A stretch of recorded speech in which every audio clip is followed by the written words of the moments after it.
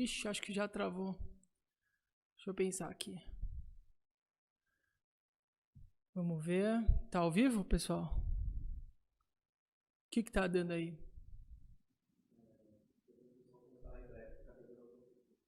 Tá.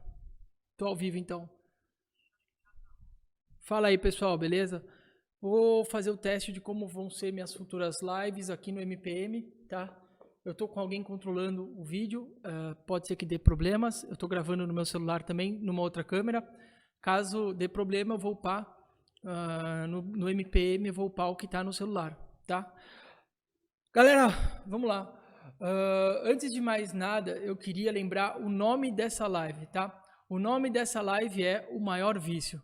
Eu não sei se vocês já conseguiram enxergar na vida de vocês que sempre que vocês conseguem mudar um pouquinho que seja a forma que você olha para o mundo, se você conseguir por um pequeno momento mudar o sentimento que você tem perante as coisas que estão acontecendo no seu mundo, se você consegue enxergar que a sua vida muda, tá? Você vai falar, Mário, mas isso é ilusão própria. Calma. No início é ilusão própria. Por quê? Porque se você segue num padrão a maior parte da sua vida, ou seja, reclamando, ou seja, com os seus vícios anteriores, ou seja, com tudo aquilo que você já carrega há muitos anos, é óbvio que se você só mudar seu estado por um minuto, é uma ilusão. Tá? O que eu estou falando é o seguinte, se eu planto uma semente pequenininha, tá, na terra, óbvio que vai dar uma árvore grande, como a mostarda, por exemplo, como todas as ervas, até a cannabis sativa, até qualquer erva, pessoal, nasce numa sementinha pequena que vira uma árvore. Ou seja, se você começar a plantar outras sementes dentro de você, obviamente isso vai virar uma árvore no futuro. Tá? Agora, a gente já precisa começar hoje a realizar essas mudanças para que a gente veja algo e para que o futuro se torne hoje, tá?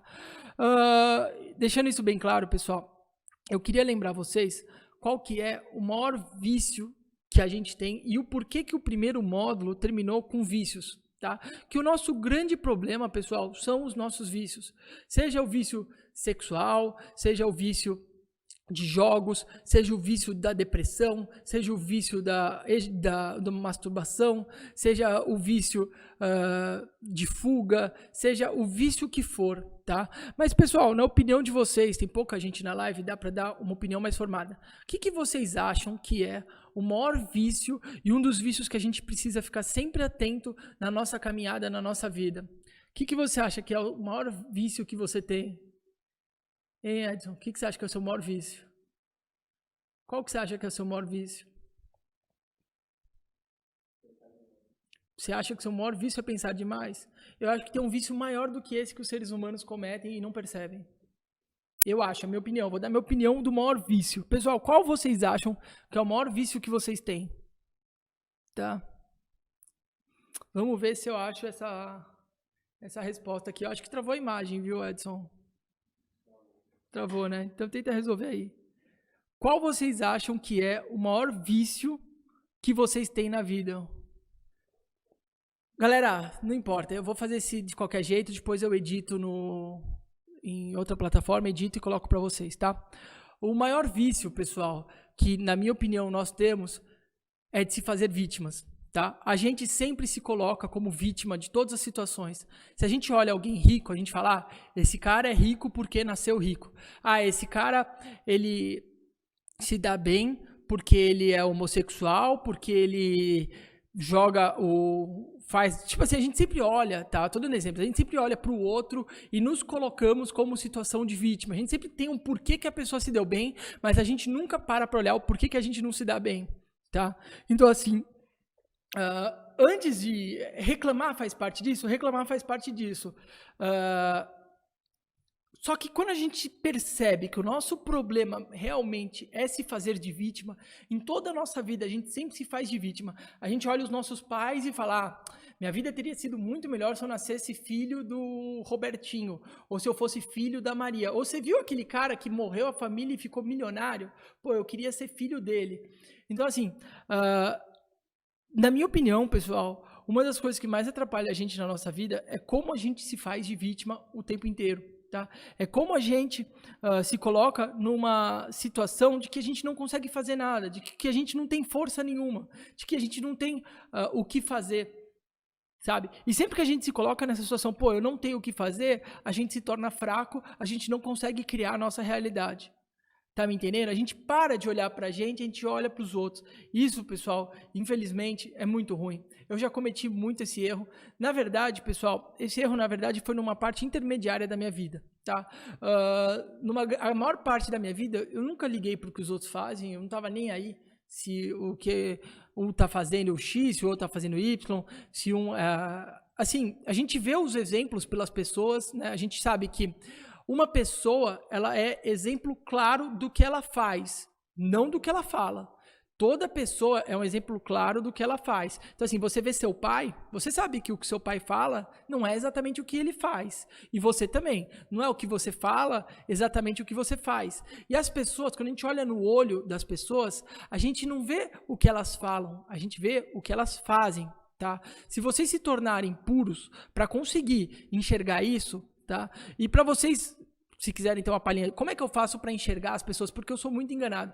Conforme vocês forem sinceros de coração, vocês vão começar a enxergar como as pessoas na sua volta são sinceras. Isso é um dom que é dado para quem merece. Por quê? Se você é sincero com as pessoas, se você fala o que você quer falar, se você consegue ser puro, limpo, você vai enxergar a sujeira nos outros, pessoal. Isso tem a ver com aquela frase bíblica lá, primeiro tira o argueiro do seu olho, para depois você enxergar como o tiro do teu irmão. Não necessariamente você vai tirar do seu irmão, porque a gente já sabe que não dá. Cada um tira o argueiro do próprio olho. Só que é importante a gente perceber que na nossa vida esse tipo de comportamento é muito ruim.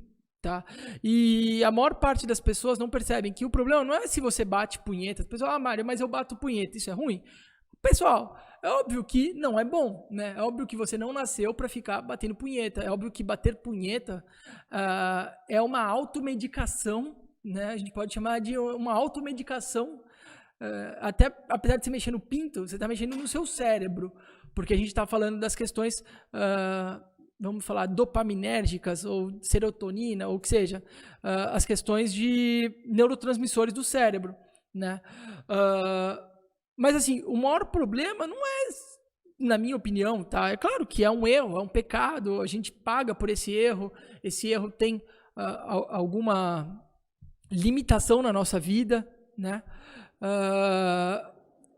Mas, com certeza, o pior erro de todos é quando você escuta a pessoa numa situação de que ela não consegue fazer nada, ela não consegue se enxergar, né, numa situação melhor. Porque assim, pessoal, eu vou falar para vocês uma coisa.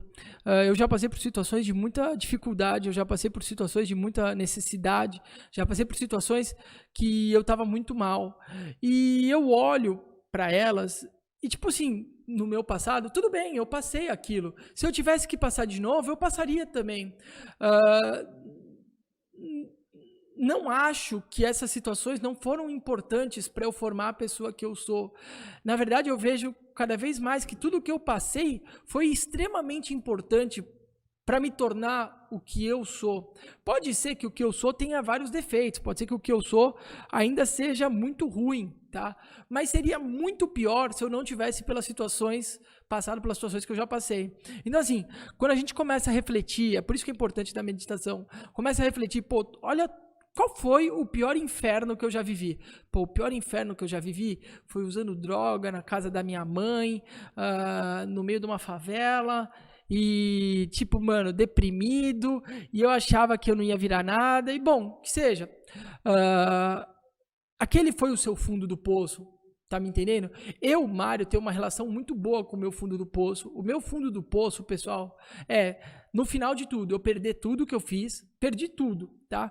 Eu vou para alguma praia, porque para mim é uma questão de escolha. A pessoa querer morar na favela ou morar num lugar como eu morei, numa vilazinha de pescador, né? É uma questão de escolha. É claro que por eu já ter vivido daquela maneira, eu já vivi no meio hippie, na minha cabeça, como eu já vivi de uma certa maneira, voltar a viver daquela maneira não é problema nenhum, certo? Então, assim, as pessoas, elas querendo ou não, elas aprendem com aquilo que elas vivem na vida delas. E aquele pior cenário que eu tenho na minha vida, que é tipo assim, não fazendo nada o dia inteiro, indo pra praia, tendo que gastar tipo R$5 por dia pra comer, ou às vezes nem isso, tipo, tinha que comer bem pouco, mas tipo assim, eu me virava, comia biscoito de polvilho, comia torta de de qualquer coisa. As pessoas sempre me davam coisas também, porque eu era gordo, e ninguém é gordo passando fome. Pelo menos eu não fui gordo passando fome. Eu era gordo porque eu gostava de comer. Então, assim, na minha cabeça, aquilo é o pior cenário que eu posso viver na minha cabeça. Esse é o meu demônio. Qual que é o seu demônio? Você chega e pensa o seguinte, eu não consigo crescer na vida porque as pessoas na minha volta, elas, tipo, podem rir da minha cara, ou as pessoas na minha volta vão ver que eu fracassei. Sabe, a gente lidar com esses demônios para que a gente não pense neles. O interessante disso tudo, pessoal, e o mais importante é o seguinte, não adianta vocês refletirem sobre isso a vida inteira. Vocês precisam matar isso dentro de vocês. Vocês precisam olhar as suas dores e falar o seguinte, beleza, dor, vem até aqui, deixa eu viver você. Isso é o fundo do poço. O fundo do poço, pessoal, é quando você vive a pior dor que você pode viver. Então, para um cara que é muito orgulhoso, é ser traído. O cara que foi traído, né? Um cara que é adúltero, ou uma mulher que já teve outros relacionamentos e tal, de repente ela é traída. E ela não perdoa o parceiro dela. Pessoal, eu não estou aqui para obrigar ninguém a perdoar ou não perdoar. Eu acho que cada um toma as decisões que querem e dentro daquilo que elas querem. Mas assim, pessoal, se algo de ruim te acontecer e você carregar isso pro resto da vida, aquele algo de ruim vai te infernizar a vida inteira, vai tipo te assombrar a vida inteira. A gente tem que matar tudo que nos assombra. Se a gente quer ver luz, se a gente quer ver uma vida da hora, a gente tem que matar tudo que a gente tem medo. Isso é o verdadeiro poder interno. Você não pode achar que por causa do dinheiro você é poderoso. Você não é poderoso porque você tem dinheiro. Você é poderoso quando você não tem medo de ter falta de dinheiro. Você não é poderoso quando você coloca a sua felicidade, a sua autoestima em algo que está hipoteticamente fora, porque a gente sabe que nada que está fora está realmente fora. É mais ou menos o seguinte, tudo que você tem dentro, você também tem fora. Então, se você tem fora, você tem dentro. Então, assim, se você falar, hoje eu tô rico, e aí você se preocupa em ficar pobre, ou você fica naquela condição de sempre ter medo de algo no passado. Então, assim,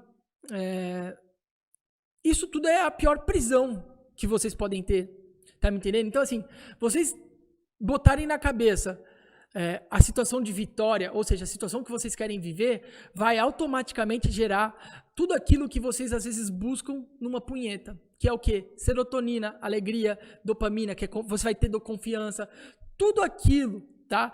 Que a gente às vezes sofre carência, ou seja, todos aqueles neurotransmissores que nos trazem felicidade, muitas das vezes, pessoal, ele é uma reação